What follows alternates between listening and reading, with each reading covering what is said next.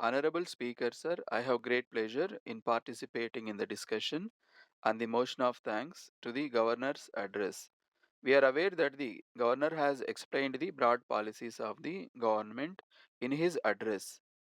Before proceeding to my speech, I would like to thank the Honorable Speaker for having given me this opportunity.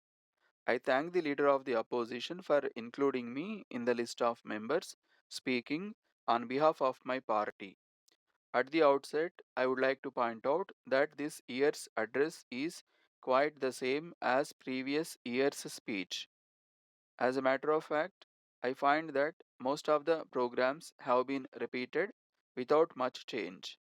It is my humble request that at least this year the government should complete all the schemes so that in the next year's address we see a new set of schemes. The first point I would like to bring to the notice of the House is regarding the economy. We are aware that the rate of inflation is increasing day by day. The value of the rupee is going down and the people find it difficult to pay more for the goods and services. In the circumstances, it is a matter of concern that the interest paid by the government to various agencies for past loans is also increasing to a great extent. I would like to point out that all these things put a strain on the people of the state. I fully agree that our state is one of the few developed states in the country. However, we should not lose sight of the fact that our loan burden is increasing year after year. I would therefore request the government to curtail unnecessary expenditure so that we are able to repay the loans in time.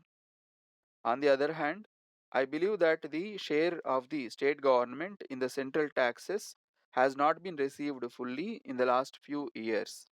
In addition to this, we have to take into account the natural calamities faced by us in recent years. It is therefore necessary that we should request the center to release the funds due to us as early as possible. During the course of his speech, the Honorable Governor has outlined the steps taken by the government to improve bus transport facility.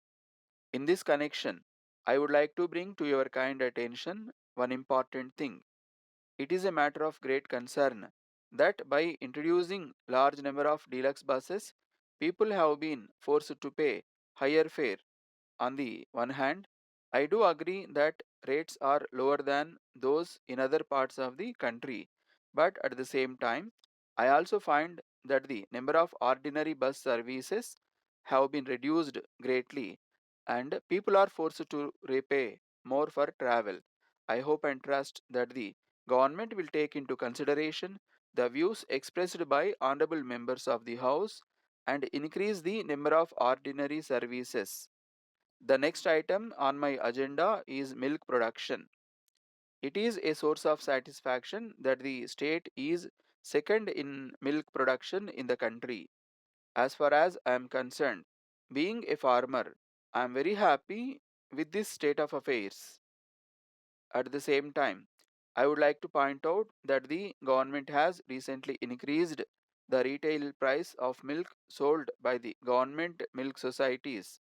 It appears to me that this has been made in order to give better price to the dairy farmers.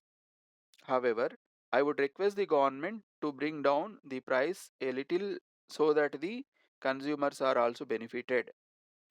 Honorable Speaker, sir, I sincerely appreciate the government for the excellent steps taken to meet the power shortage in the last few years.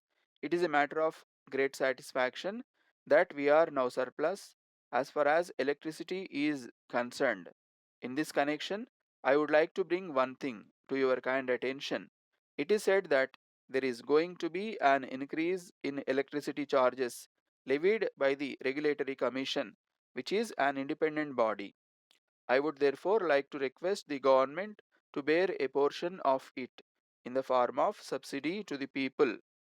With this end in view, I support the steps being taken by the government in this regard. With these words, I would like to conclude my speech. thanking you for this opportunity.